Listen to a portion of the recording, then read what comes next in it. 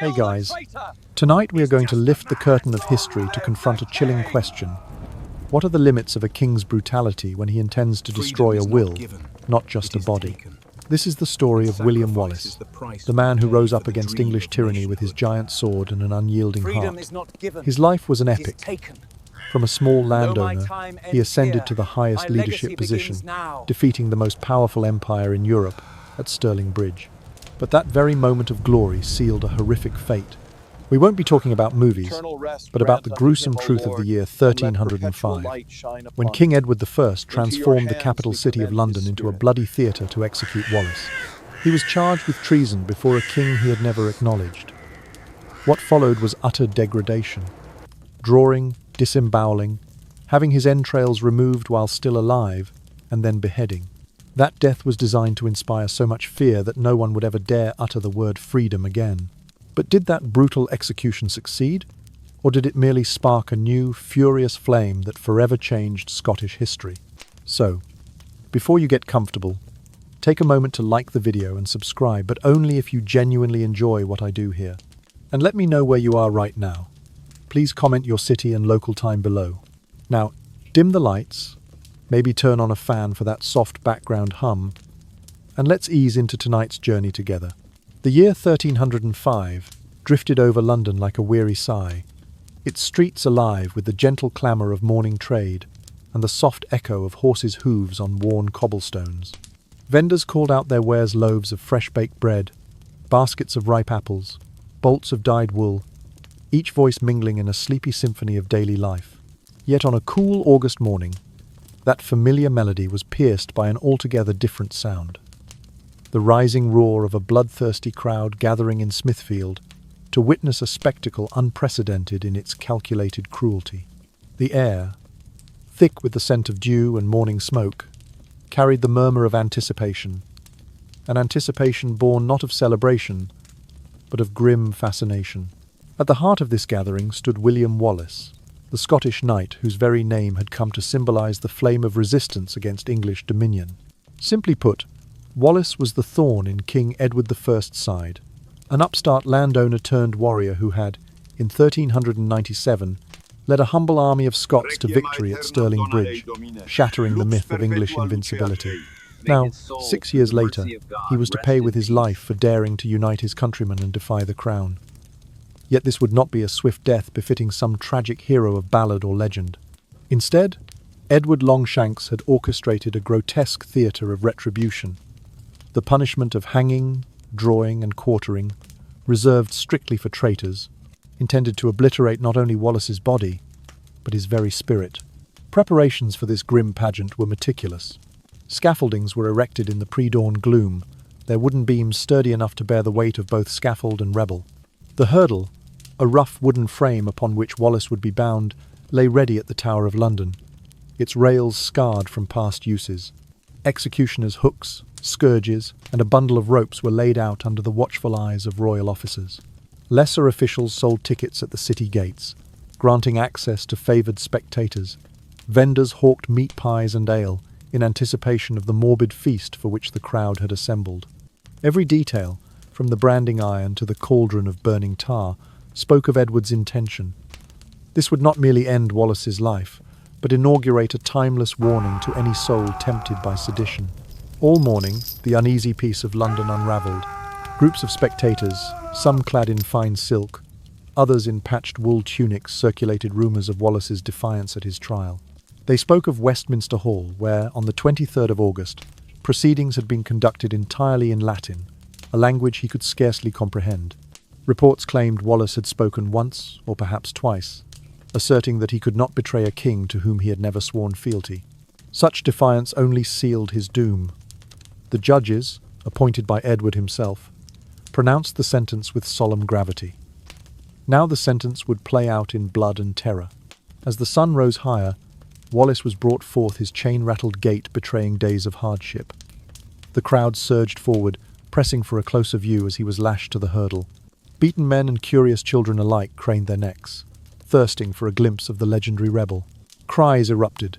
Some cursed him as a murderer, others hailed him as a martyr, yet none remained indifferent.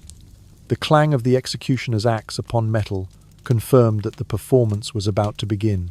This was Edward's message in steel and flame, that the might of England would brook no challenge, that any spark of rebellion would be stamped out under boot and blade.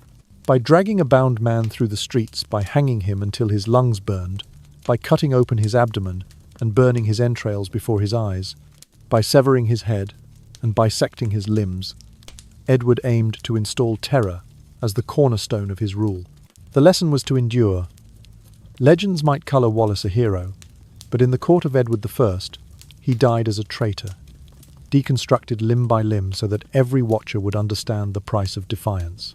And so, as August sun bore down on cobbles stained with history's darkest ink, London bore witness to a cruelty so profound that it echoed through centuries.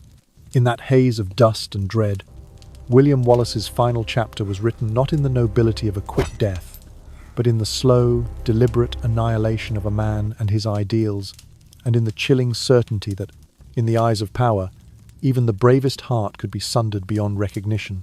To fathom the full brutality of William Wallace's end, one must drift back to the shifting borders of Scotland in the late 13th and early 14th centuries. Scotland had just emerged from a succession crisis sparked by the death of Margaret, Maid of Norway, in the year 1290, leaving no clear heir to the throne. That vacuum ignited fierce competing claims among Scottish nobles and opened the door for King Edward I of England to assert overlordship. Edward viewed the northern realm not as a sovereign kingdom, but as a rebellious province to be tamed. Its people expected to bow to his will rather than forge their own national destiny. It was into this maelstrom that William Wallace stepped, not as a powerful magnate commanding vast estates, but as a humble landowner whose family had suffered grievously under English occupation. His father's holdings had been seized, the household estate reduced to rubble, and kinfolk hauled away to serve as forced labour in England's northern shires. Wallace's motivations were as personal as they were patriotic, a thirst to avenge family losses and restore dignity to a people beleaguered by foreign rule. On the 9th day of September in the year 1297, at the Battle of Stirling Bridge, Wallace's ragged force of Scots, numbering perhaps only a few thousand foot soldiers and archers, used the narrow timber crossing to their advantage. They flanked and routed the heavily armoured English cavalry, delivering a shock to the medieval world. An army famed for its thunderous charge could indeed be defeated by a determined host wielding pikes and bows. This victory did more than secure a battlefield triumph. It galvanized Scottish morale and crystallized Wallace as the living emblem of his nation's hunger for freedom. Yet, Edward I was no stranger to the extinguishing of rebellions or to ruthless measures of statecraft. Only a few years earlier he had unleashed his wrath upon Welsh insurgents, razing towns and executing leaders to keep Wales under his sway. He had also, in the year 1290, ordered the expulsion of the Jewish population from all lands under his rule, a decree that underscored his willingness to wield mass punishment as a political instrument. To Edward, the flame of revolt was a contagious plague, one that demanded eradication rather than appeasement. Wallace, by continuing to resist when so many Scottish nobles had bent knee for the sake of survival, became an affront not merely to English authority but to those Scottish lords who had accepted Edward's dominion in hopes of retaining a measure of wealth and safety. His very existence was a living indictment of their submission. Consequently, the English crown embarked on a campaign to isolate Wallace, deploying spies, bounty hunters, and turncoats to snare him. Magnificent rewards amounting to sums that would equate to hundreds of pounds of silver were offered for information leading to his capture. English garrisons fanned out across the lowlands, questioning villagers, interrogating suspected sympathisers, and forging alliances with those Scottish knights who saw personal advantage in betraying their compatriots. This web of intrigue tightened inexorably around Wallace, whose once loyal retainers began to vanish under threats or promises of pardon. By the summer of 1305, many Scots had either been co-opted by English promises of clemency or cowed by tales of Wallace's looming doom. The frayed threads of his network snapped when, in August of that fateful year, Sir John de Menteith, a Scottish knight who had pledged fealty to Edward, led a detachment of armoured men to a secluded woodland near Glasgow. There, with the hush of dawn broken only by the clink of mail and the soft murmur of betrayal, Wallace was overpowered, bound in chains, and handed over to English custody. Thus concluded Wallace's era of open resistance. A movement born of green fields and common cause was undone by cold calculation and divided loyalties. From the moment of his capture, Wallace's fate was sealed not by justice, but by the politics of terror. A confession of affiliation, true or forced, was all Edward needed to brand him a traitor against an overlord he had never officially acknowledged. When Wallace demanded to know on what grounds he was being tried, he was told it was for crimes against the Crown of England, an odd accusation, considering he had never sworn allegiance to Edward. His retort, given in broken Latin or perhaps not understood at all, was that one cannot betray a king to whom one has given no oath. Such defiance, however, only stiffened his captor's resolve. They would make his punishment so extreme that no subject, Scottish or otherwise, would dare replicate his actions. In the end, Wallace's downfall was orchestrated through a blend of intelligence gathering, financial inducement, and the exploitation of fractured loyalties among his own people. Betrayal by Sir John de Menteith, set against a backdrop of Scottish nobles who preferred survival under the yoke to the perilous journey of rebellion, marked the tragic close of Wallace's military chapter. He would henceforth be remembered not only for the flicker of hope he lit at Stirling Bridge, but also for the profound vulnerability of any movement that fails to bind its adherents with unbreakable solidarity. His capture in August 1305 was the pivot upon which the dream of Scottish independence teetered, or so it seemed before the wheel of history turned yet again. The moment William Wallace found himself bound in iron fetters, the machinery of psychological torment was already in motion. Under guard by a detachment of English soldiers, he was placed upon a rough wooden hurdle, its timbers worn by past punishments, and dragged from Newcastle all the way to London.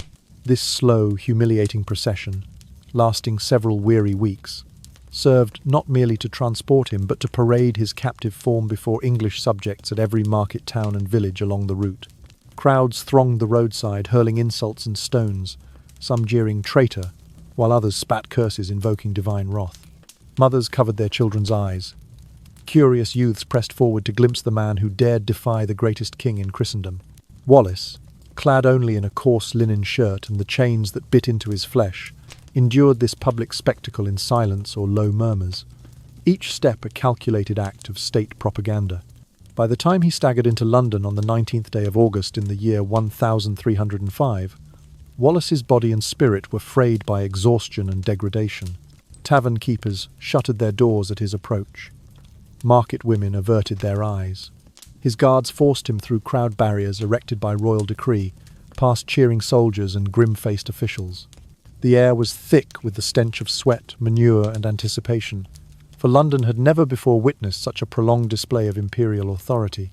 In those final days of the journey, Wallace sank to his knees multiple times, head bowed beneath the weight of his chains, the echo of his ragged breath mingling with the clamour of the city.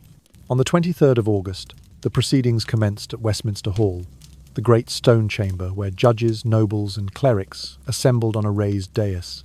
From the moment Wallace entered, draped in his fetters, it was clear this was not a hearing but a performance.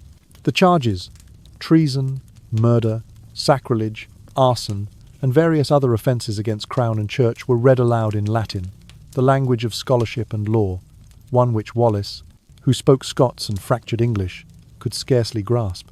When he was called upon to enter his plea, he is said to have stood straight and, to whatever extent he understood, declared firmly that he could not bear the label of traitor to a king to whom he had pledged no oath.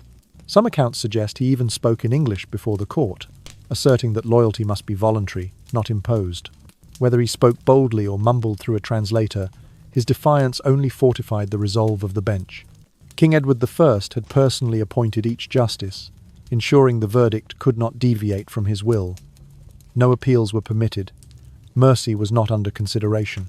Once the indictment had concluded, the judges pronounced the sentence with solemn ceremony. Wallace was to be drawn through the streets on a hurdle until dead, or nearly so, then hanged by the neck, cut down while still alive, disemboweled, beheaded, and finally butchered into 4 quarters. In medieval legal symbolism, each act bore a message. The drawing, that the condemned's dignity was to be trampled beneath English hoof. The hanging, that he was cast out from divine grace. The disembowelling, that his soul and emotions were to be ripped asunder, the quartering, that no part of him was to remain whole or able to inspire further resistance. Immediately after sentencing, Wallace was escorted back onto the hurdle outside the hall. A procession formed, led by ecclesiastical banners and trumpeters sounding a mournful blast. Citizens lined the route, some to witness justice served, others to marvel at the brutality of state power. His limbs lashed to the wooden frame. Wallace was hauled by a team of horses at a leisurely pace, the jostling jolts causing his broken wounds to bleed afresh. Each groan, each shudder of his tortured form was part of the grim spectacle. Street vendors hawked pies and ale to the gathering throng. Some children pointed and laughed, others fled in tears. Upon reaching Smithfield's execution ground, the culmination of this ritual awaited. There, a sturdy gallows stood beside a raised platform of oak. The executioner, clad in leather overcoat and hood, met Wallace with tools of torment: a coarse rope for strangulation, a long knife for opening the abdomen, and an axe for the final severances. With deliberate slowness, the rope was thrown around Wallace's neck, positioned not to break his spine, but to throttle him into a protracted struggle. When his limbs ceased to kick, the executioner moved swiftly to the disembowelling, slicing through the abdominal wall and removing organs one by one. Each visceral drop of blood, each convulsion, was meant to etch the horror into the minds of the witnesses. Finally, the blade descended, cleaving head from body in a single stroke, ending Wallace's tormented vigil. His head was lifted high for the crowd to see before being dipped in boiling tar.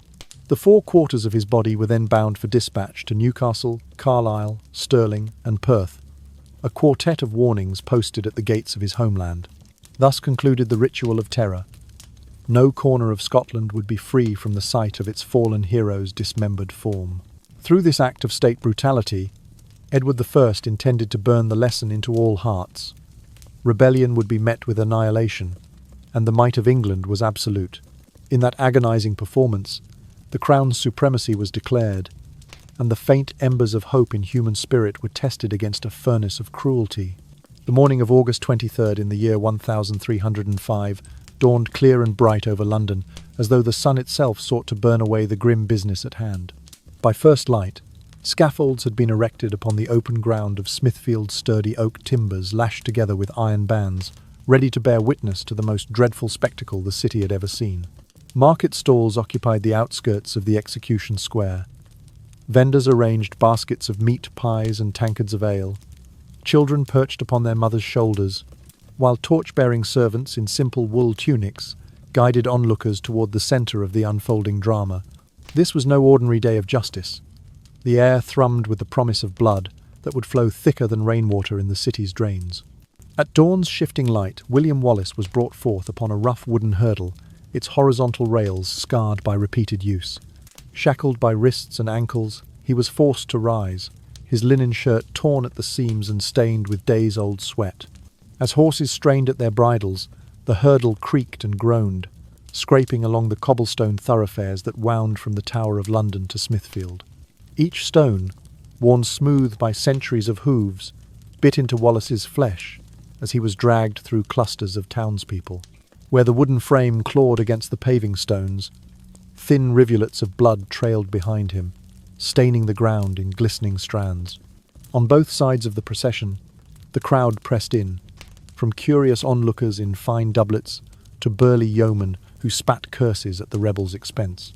Among the multitude were those who cheered for king and country, and those who threw refuse rotten cabbages, stones to test the strength of his resolve. Some among them revelled in the spectacle, slipping coins into the palms of soldiers to get a closer view of his tormented countenance. Others, nurses clutching babes at their breasts. Elderly men leaning on staves cast furtive glances, their eyes reflecting pity and dread. All the while, the chug-chug of the hurdle's wheels echoed like a funerary drumbeat, marking each reluctant step forward. By mid-morning, the procession reached Smithfield's broad expanse, where the centrepiece of Wallace's ultimate humiliation stood waiting. A stout gallows with a heavy beam strung with thick hempen rope, and beside it, a raised platform flanked by iron spikes. No peg for mercy was evident here, only the instruments of a carefully choreographed atrocity. Wallace was yanked from the hurdle by soldiers whose mail-clad arms bore him upright. the rope looped roughly about his neck. It was a cruel art. The noose placed not under the mastoid bone, which might have snapped his neck instantly, but upon the Adam's apple, thrusting him into suffocating strangulation. He kicked and thrashed, chest heaving with desperate struggle, eyes widening as he sought the mercy of the heavens. When motion ceased, the executioner lowered Wallace to the platform and began the disembowelment. With a long, gleaming knife, he carved a jagged incision across the abdomen. Wallace, still conscious and wheezing, pressed his hands against the blade's edge, but the executioner's leather-gloved grip forced the incision deeper. Viscera spilled forth in glistening coils, lifted lovingly for the crowd's aghast inspection before being flung into a brazier of smouldering coals. Flames licked at the spongy organs, sending acrid smoke curling into pale August air. The people recoiled or cheered, depending on their temperament. Some fainted at the scent of burning flesh, others raised fists in savage approval.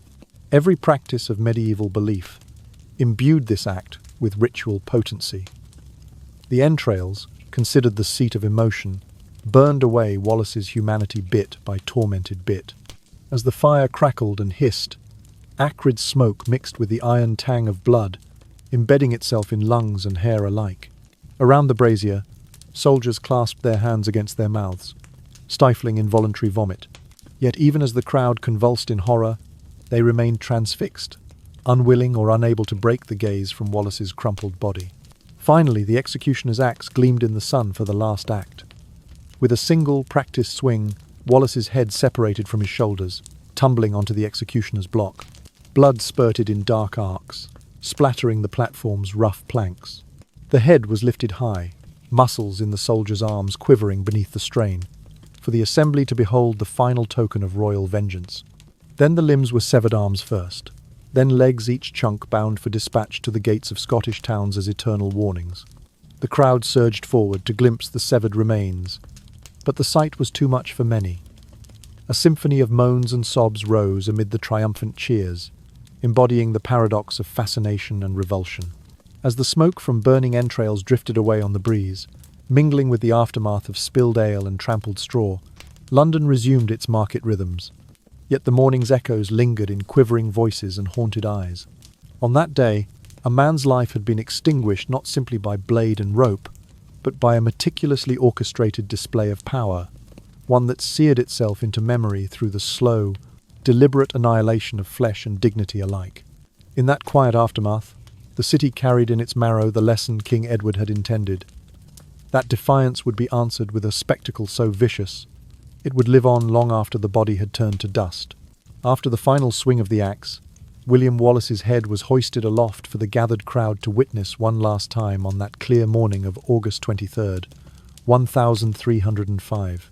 The butchered head, still slick with blood, was passed to awaiting soldiers who dipped it in boiling pitch and tar substances, chosen for their preservative qualities, before impaling it upon a 20-foot spike erected on London Bridge.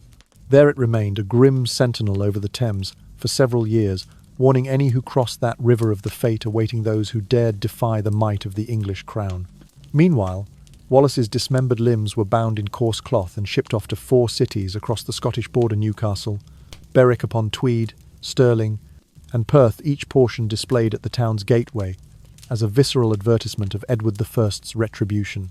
This calculated display of dismemberment served a dual purpose. On the one hand, it was the height of medieval cruelty, a spectacle designed to satisfy eye-driven curiosity. On the other, it was raw political theatre. Each quartered limb, laid out for public gaze, conveyed the unambiguous message that rebellion would be met not with mercy, but with fragmentation. For Edward I, the immediate objective was clear: to sow terror among the Scots, quashing further uprisings before they could ignite. And in the days following Wallace's execution, panic seized many Scottish communities. Reports from October and November of the year 1305 indicate that in Dumfriesshire and Lanarkshire, peasant bands disbanded, and nobles who had sheltered Wallace's followers withdrew into their fortified castles or fled southward into Ireland and France. Merchants closed their shops in fear, and the flow of grain to market towns slowed, as transporters hesitated to risk travelling between villages rumoured to be patrolled by English troops. Yet, Edward's design contained an unanticipated flaw. The very brutality that was to serve as a deterrent instead forged the raw materials of a new legend. The horror of Wallace's death transformed him from a military leader into a martyr whose martyrdom transcended the battlefield. In the winter of 1305, Robert the Bruce, who had been a cautious lord when Wallace's rebellion first flourished, perceived the power of Wallace's sacrifice. By March of 1306, Bruce had boldly declared himself King of Scots, rallying clans in the Highlands who now preferred to die in fierce combat than to face the fate of dismemberment. New tactics emerged as well. Scottish fighters adopted a no-quarter stance, ambushing English columns with guerrilla raids, refusing to grant the mercy of capture, and thus denying Edward the spectacle he so coveted. It was a shift from pitched field engagements to hit-and-run warfare, born of the knowledge that surrender would mean torture beyond imagination. Word of Wallace's execution did not remain confined to the British Isles. Merchant ships carried rumours of the atrocity to ports in France, Flanders, and even the Italian city-states, where chroniclers recorded the chilling details. Flemish merchants wrote of the blood-borne terror unleashed upon Scotland, while Genoese traders penned missives warning that even the tide of the Thames could not wash away the stain upon England's honour. In the papal court at Avignon, clerics debated whether such a punishment violated the dignity owed to all baptized Christians, contributing to early calls for legal protections against torture. In the archives of Canterbury Cathedral, a scribe annotated the Flores Historiarum, an English chronicle of events expressing moral unease at the violent spectacle, noting that even beasts of burden lack such cruelty. Conversely, Scottish manuscripts such as John of Forden's Scotichronicon extolled Wallace as an exemplar of Christian fortitude, his stoic gaze amid death likened to that of a saint's. The duality of these accounts, one side emphasizing the righteousness of royal authority, the other celebrating the sanctity of individual resistance, laid the groundwork for a nascent concept of human rights. If a single man could be so brutally extinguished for defending his homeland, then perhaps all subjects, regardless of rank, deserved certain immunities from unrestrained sovereign terror. Scholars in subsequent centuries would recall Wallace's fate when arguing for legal reforms. The 17th century jurist Edward Coke would cite the necessity of habeas corpus, while 18th century thinkers like William Blackstone reflected on the limits of corporal punishment. Thus, the distribution of Wallace's remains and the international uproar they provoked became more than a final act of vengeance. They were the flashpoint from which the idea of protecting human dignity, even in the face of rebellion, began to take shape. Over time, the memory of those severed limbs and the tar-coated head atop London Bridge would evolve from a chilling warning into a symbol of defiance, proof that a man's sacrifice, however gruesome, might illuminate the path to justice for generations yet to come. The final chapter of William Wallace's ordeal unfolded in the waning light of Smithfield on the 23rd of August in the year 1305. After his entrails were torn from his living body and cast into a smouldering brazier, the executioner set about the gruesome task of quartering his remains. Wallace's arms, legs and torso were severed with practiced precision, each limb carefully wrapped in coarse hemp and loaded onto separate wagons destined for 4 principal Scottish towns: Newcastle upon Tyne, Berwick upon Tweed, Stirling and Perth. This act of dismemberment was not mere cruelty for cruelty's sake, but a calculated exercise in statecraft, a living demonstration that defiance of King Edward I would be met with obliteration, both of body and of any lingering hope for resistance. In each of these border communities, the respective quarters of Wallace's body were displayed upon wooden pylons by the town gates, where they remained for days or in some cases weeks under the gaze of locals and travellers alike. A butcher's block in Newcastle bore the weight of an arm and a leg, a stark testament to the fate awaiting those who dared challenge English rule. In Berwick, the torso was bound in iron chains and hung from a drawbridge, its hollowed-out cavity a silent warning. Stirling, scene of Wallace's greatest victory, received the other arm, which swung listlessly in the breeze above the High Street, while Perth's Market Cross bore the second leg. Village scribes recorded the dates meticulously. In Newcastle, the display began on the 25th of August, and in Berwick on the 26th, with Stirling and Perth marking the 27th and 28th respectively. Each installation stood as living propaganda, a visceral illustration of royal power, broadcasting the consequences of rebellion to every household within sight. Within days, the people of Scotland reacted as Edward had hoped initially, with terror. Peasant families packed what few belongings they owned and fled northward into the Highlands. Merchants ceased cross-border trade routes for fear of encountering wagon caravans laden with the limbs of the rebel hero. In towns such as Lanark and Ayr, which had contributed recruits to Wallace's ranks, local councils issued proclamations demanding immediate loyalty pledges to the crown, or face the same fate. Even minor leeches and clergy who had preached in Wallace's favour recanted under the threat of summary arrest. The aim was clear: quash any ember of insurrection through fear. Yet the king's strategy contained an unforeseen flaw. Instead of extinguishing the spark of rebellion, it ignited a firestorm of defiance across the land. News of Wallace's hideous death travelled swiftly through oral networks, reaching the ears of Robert the Bruce, a cautious noble who had until then been wary of outright confrontation with England. The chronicles indicate that, by the end of September 1305, Bruce was already rallying supporters among the Highland clans, emphasizing that to die by the sword for one's homeland was far preferable to living under such a horrific fate. This shift in sentiment prompted a tactical evolution. Scottish fighters adopted a no-quarter policy in subsequent skirmishes, refusing to surrender, and thereby denying Edward the opportunity to capture and torturously display another rebel body. The fear that favour had once wrought upon the Scottish lowlands was transformed into hatred, forging a hardened resistance that would endure for decades. Beyond the borders of Britain, Wallace's execution became the subject of intense discussion among European courts. Diplomatic correspondence from the French kingdom in October 1305 decried England's use of cruel punishment, suggesting that such methods risked alienating allies and undermining England's reputation as a civilizing power. Flemish merchants wrote letters home condemning the barbarity of long-shanked Edward, and envoys in the Holy Roman Empire relayed the tale to princely courts, warning that any monarch who employed torture as policy endangered the moral standing of their realm. These dispatches contributed to Edward I's growing diplomatic isolation. Rulers who once might have offered favours or neutrality began to regard England with caution. The story of Wallace's demise was preserved in meticulous detail by contemporary chroniclers on both sides of the conflict, underscoring the political motives behind their respective narratives. In England, the Flores Historiarum, an English-language chronicle compiled in the Abbey of St. Albans, devoted an entire chapter to the criminal theatre at Smithfield, describing each motion of the executioner and the crowd's reaction in clinical prose. It noted that the populace gathered like crows to carrion, yet some sat in uneasy silence, as though even they perceived the cost of such cruelty. In contrast, the Scotichronicon, authored by John of Fordun, framed Wallace's end as the ultimate testament to his virtue, emphasizing that, though cut asunder in body, his spirit remained unbroken, shining forth in the hearts of the faithful Scots, who would not bow to tyranny. This divergence in tone reveals the intended use of each account, one affirming the inviolable authority of the king, the other consecrating Wallace as a martyr for liberty. It is precisely through these rich and conflicting sources that posterity gained insight into the broader significance of Wallace's fate.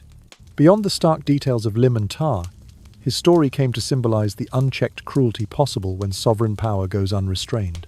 In the centuries that followed, jurists and philosophers would refer back to the case of Wallace when advocating for limits on state violence and protections for individual rights, seeds of the concept that all persons, even traitors, possessed an inalienable dignity that defied such gruesome spectacle. In this way, Wallace's body, scattered and displayed, became an enduring witness, a testament to both the depths of human cruelty and the unquenchable flame of resistance that even the severest torture could not wholly extinguish. Though King Edward I believed he had quashed all hope of rebellion with his ruthless display at Smithfield on the 23rd of August in the year 1305, the result was in fact the opposite. Across the Highlands and Lowlands alike, bands of Scottish fighters once willing to negotiate their survival now swore that they would rather perish by sword than face the butcher's block and brazier at London Bridge. Reports from the autumn of 1305 tell of raiding parties that operated deeper into Northumberland, ambushing supply caravans and melting away into bog and forest, their cry echoing, "Better to die in battle than bleed in Smithfield." These guerrilla tactics proved highly effective. English patrols, once confident in their authority, found themselves on edge at every secluded glen and mountain pass. The policy of no quarter adopted by many Scottish clans meant that captives were slain swiftly on the field, denying Edward's forces the gruesome propaganda victory he so coveted. Seizing upon this tide of wrath, Robert the Bruce, once a reticent noble, began to marshal his claim to leadership. On the 25th day of March, in the year 1306, less than 7 months after Wallace's death, Bruce convened a ceremony at Scone, where he was crowned King of Scots. He proclaimed that Wallace's martyrdom was not a tragic finale, but the kindling of a renewed struggle for sovereignty. Bruce's campaign blended traditional heavy infantry with nimble horsemen skilled in ambush, replicating Wallace's tactics but on a grander scale. Over the next 8 years, this hybrid force engaged in a series of decisive clashes, culminating at the Battle of Bannockburn on the 24th and 25th days of June, in the year 1314. There, Bruce's army, outnumbered yet resolute, decisively defeated a force led by King Edward I of England, securing a 2-day confrontation that altered the trajectory of Scottish independence. The multifaceted records of this era preserve both the grim details of Wallace's execution and the evolving narrative of Scottish resistance. In the National Archives of the United Kingdom, one can find the judicial rolls from Westminster Hall, the indictment, sentencing order, and lists of those present at Wallace's trial in August of 1305. These legal documents, inked on vellum and sealed with red wax, are supplemented by itineraries that detail the precise route of Wallace's procession from the Tower of London to Smithfield. Elsewhere, the cartulary of the Abbey of St Albans contains entries by monks who recorded the visceral horror they witnessed in the public square notations that speak of pallid onlookers and the steady drumbeat of the executioner's steps. Collectively, these archival materials form a mosaic of the social and political climate, revealing how public executions served as both instruments of fear and catalysts for defiance. Beyond the shelves of dusty archives, the tragic spectacle of Wallace's demise seeped into Scotland's cultural consciousness. Oral ballads recounted the lament of the silent hills, evoking the wind as it whispered through the fields where Wallace had fallen. These songs survived in travellers' journals until the 18th century, when they were collected by antiquarians documenting Scottish folklore. Woodcut prints, often based on eyewitness sketches, depicted the execution scene in stark black and white, each stroke capturing the contorted agony of Wallace's final moments. In the 19th century, the Romantic movement revived interest in these images and stories. Poets like Sir Walter Scott wrote stirring verses linking Wallace's sacrifice to universal themes of liberty, while painters rendered panoramic canvases of Bannockburn that cast Bruce as Wallace's successor in the struggle for freedom. This renaissance of medieval legend across Europe served to recast Wallace not as a defeated rebel, but as a timeless symbol of individual resistance against autocratic oppression. Even the arc of legal reform in Britain bears traces of Wallace's legacy. In the mid-18th century, English and Scottish jurists referenced the execution of Wallace when debating the permissibility of corporal punishment.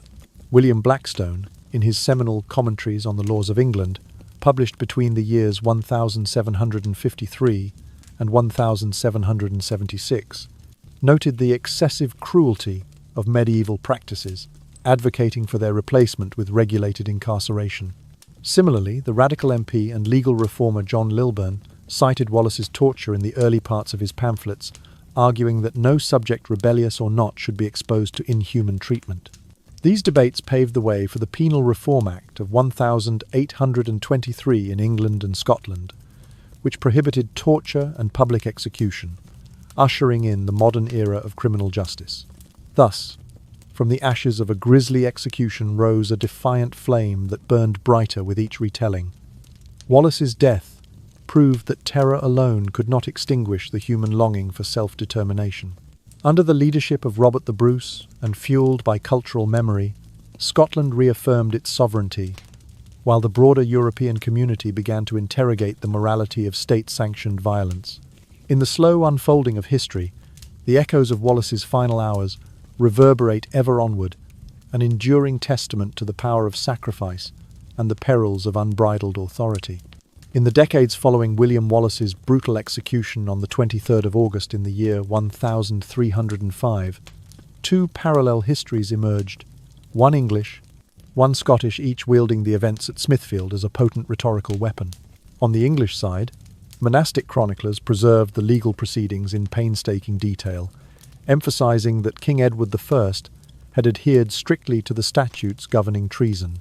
The Flores Historiarum, written at the Abbey of St. Albans around the year 1310, records how Wallace was indicted under the Treason Acts of 1241 and 1283, which prescribed the punishment of hanging, drawing, and quartering for those convicted of betraying their sovereign.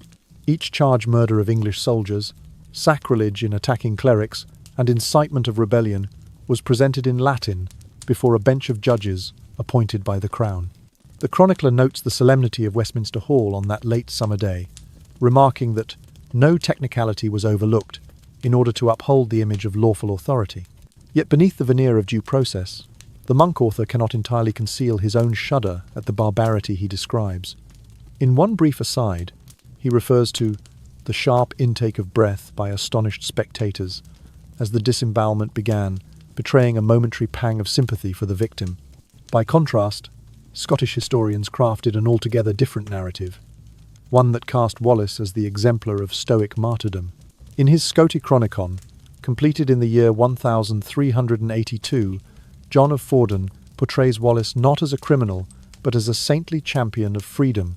Fordun's account breathes life into legendary episodes.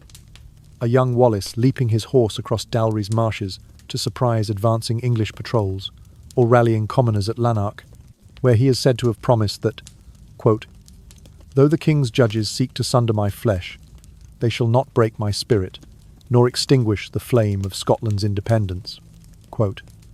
Fordun emphasizes that, at Smithfield, Wallace faced his fate without uttering a plea for mercy, a testament to his unwavering courage. This hagiographic tone would shape Scottish popular memory for centuries, inspiring balladeers to recite verses that spoke of the steed's hoofbeats in the mist and the echo of defiance in the rebel's eyes, as prelude to his martyrdom. Beyond narrative divergences, documentary evidence preserved in the National Archives in Kew offers an administrative perspective on Wallace's demise. Judicial rolls from Westminster Hall include the indictment, the sentencing order, and lists of those present at the trial. Notably, these records enumerate the costs incurred by the Crown, fees paid to the executioner, expenditure for constructing the scaffold and hurdle, and even the amounts collected from ticket sales 2 pence per spectator for access within 50 feet of the gallows. A supplementary memorandum provides a schedule of the transportation of Wallace's body parts to Newcastle upon Tyne on the 25th of August, to Berwick upon Tweed on the 26th, to Stirling on the 27th, and to Perth on the 28th. Additionally, the rolls make reference to the sale of Wallace's entrails burned at Smithfield as medicinal salve, a practice common in medieval Europe, though the chronicler notes the gruesome irony of such commerce. It was within this confluence of legal record and moral reflection that early notions of human rights began to germinate. Scholars at the University of Oxford, writing in the mid-14th century, cited Wallace's treatment as a cautionary example. One treatise from the year 1335 argues that, though one may be condemned for treason, the condemned retains the right to a swift death and to be spared the spectacle of torture. This nascent principle that even those convicted of heinous crimes possessed a modicum of dignity would reverberate beyond England's shores, informing the debates of jurists in Paris and Cologne by the early 15th century. French legal scholars referenced Wallace when drafting ordinances limiting torture to cases of confessed guilt, while imperial advocates at the University of Heidelberg invoked his ordeal as a demonstration of state power unchecked. Parallel to these legal discussions, the execution left an indelible mark on art and literature. In monastic scriptoria, margins of illuminated manuscripts depict scenes of Wallace's capture and trial, juxtaposing the sanctity of the church with the violence of secular authority. In Scotland, travelling minstrels wove ballads that evoked the last breath of the lion-hearted Wallace, singing of the wind that carried his cry across glens and lochs. These oral traditions were eventually collected in the 17th century by antiquarian John Bowie, whose compendium of border ballads preserves verses lamenting "the candles flicker in the chapel" as the soul of Wallace ascended. Meanwhile, woodcut engravings in Germany from the year 1520 mapped the execution ground at Smithfield in stark detail, smoke rising from the burning entrails like a dark halo. Thus, in the interplay of opposing chronicles, meticulous government archives, and enduring cultural expressions, Wallace's end transcended mere historical footnote. It became a prism through which the limits of sovereign power and the inviolability of human dignity were debated across 14th century Europe. The Smithfield execution, recorded in Latin rolls and sung in Scots ballads alike, seeded the idea that justice, to be just, must respect the humanity of even its vilest subjects. In that dim twilight of medieval jurisprudence, the martyrdom of a Scottish knight thus shone as an early beacon for the principle that would centuries later be enshrined as the right to live and die free from rack and flame. William Wallace's martyrdom transcended the borders of Scotland almost as soon as the smoke cleared from Smithfield on the 23rd of August in the year 1305. Across Europe, his gruesome end came to symbolize the struggle against tyranny, a banner for any people who yearned to determine their own fate. In the Dutch revolt of the late 16th century, émigré pamphleteers likened the Spanish cruelties in the Low Countries to Edward I's punishment of Wallace, invoking the Scottish knight's image to rally support for provincial autonomy. Similarly, when the Huguenots resisted the edicts of Louis XIV in the 17th century, their pastors preached of Wallace's steadfast defiance, drawing parallels between Protestant conscience and Wallace's refusal to bend knee to a foreign crown. By the time the 18th century ushered in the Age of Enlightenment, French revolutionaries quoting Rousseau and Voltaire invoked Wallace as exemplifying the inalienable right to liberty, a man who preferred the gallows to submission and whose blood cried out for a nation's freedom. The Romantic revival of the 19th century reinvigorated popular interest in Scotland's medieval past, and William Wallace emerged at its heart. In the year 1801, Sir Walter Scott published The Heart of Midlothian, in which he depicted Wallace not as a courtly lord, but as a rugged symbol of national pride. Scott's evocative language, "His eyes were the blue of the northern lochs," he wrote, breathed new life into the folk ballads that had circulated for centuries, blending fact and legend until Wallace became an archetype of resistance itself. More than a century later, in 1995, Mel Gibson's film Braveheart brought Wallace's story to global audiences. Though the screenplay took liberties with events, the Battle of Stirling Bridge becomes a clash upon an open field, and Wallace's love interest, a fictional noblewoman, its emotional core remained intact. Audiences around the world saw in Wallace's cry for freedom, "They may take our lives, but they'll never take our freedom," a universal, if romanticized, affirmation of the human spirit's refusal to yield. While literature and cinema elevated Wallace to legendary status, his ordeal also served as a seminal example in the annals of legal philosophy. The 18th century utilitarian philosopher Jeremy Bentham, in his An Introduction to the Principles of Morals and Legislation, first published in the year 1781, decried the medieval practice of torture and capital punishment.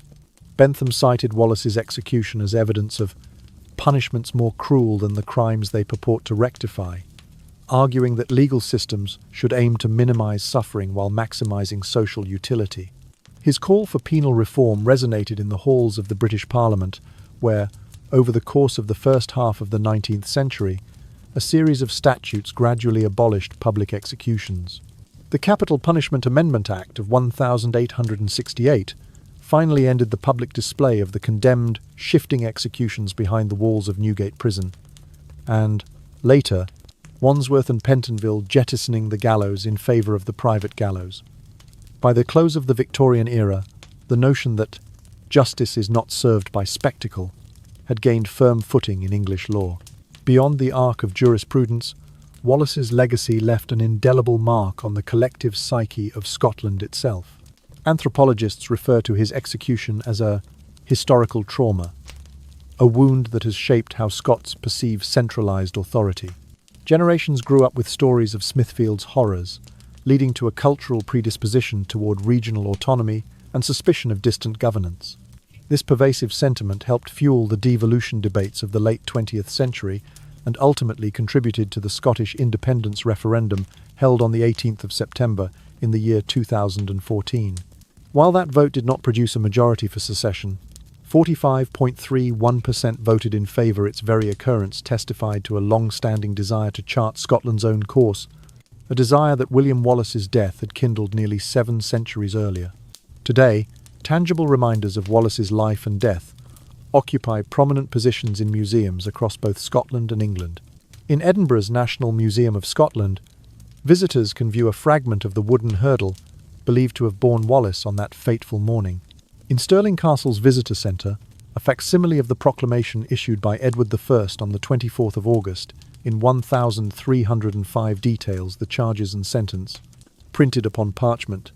Meanwhile, the Museum of London preserves a letter signed by Edward I himself, dated the 3rd of September 1305, confirming the distribution of Wallace's quarters to Newcastle, Berwick, Stirling, and Perth.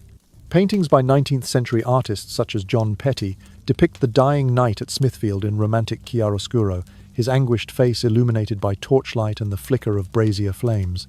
Each of these artifacts, whether wood splintered by centuries, vellum curled at the edges, or oil on canvas dulled by time, carries a message across the ages. That freedom's price may be measured in blood, but the cost of silence can be even greater. In physical remnants and in the stories passed from parent to child, William Wallace's legacy endures as both a cautionary tale of unchecked power and an enduring inspiration for those who cherish liberty's flame. And so, as the embers of Wallace's story settle softly into history, we let the final echoes of steel and flame drift away on a gentle breeze, carrying with them the weight of sacrifice and the promise of hope reborn. In the hush that follows such turmoil, we remember that even in the darkest of hours, a single spark of courage can illuminate an entire nation's path. William Wallace's journey, marked by unyielding conviction and a willingness to lay down his life for the ideals of liberty and dignity, reminds us that true freedom often demands a price we must be willing to pay. Now, allow your mind to slow, like a river's surface at sunset, smoothing and stretching until only the faintest ripple remains. In that expanding quiet, feel the tension of the day unwind, each breath drawing in kindness and releasing any lingering unrest. Let the image of distant battlements fade from sharp relief into a soft watercolor memory, until what remains is a gentle warmth in your heart, a sense that though the world may test us, the human spirit endures. This story carries more than mere recollection of battles lost or won. It carries a message of unwavering solidarity, of the fragile yet indomitable thread that binds each of us to one another through shared struggle and shared dreams. It speaks to the value of standing tall for our beliefs, to the knowledge that even the smallest voice can echo across centuries. And it offers a comfort of its own, that no act of bravery is ever truly forgotten, but lives on in the quiet acts of hope that follow, in the freedoms we cherish each new day. As you settle into that peaceful space between wakefulness and sleep, take one more slow, gentle breath. Feel gratitude for the gift of rest, for the comfort of knowing that you too can face tomorrow with courage drawn from stories that remind us who we are. And when your eyes grow heavy and the world outside slips into lullaby shadows, carry with you the knowledge that courage is not the absence of fear, but the resolve to move forward despite it. Thank you for joining us on this journey through history's echoes.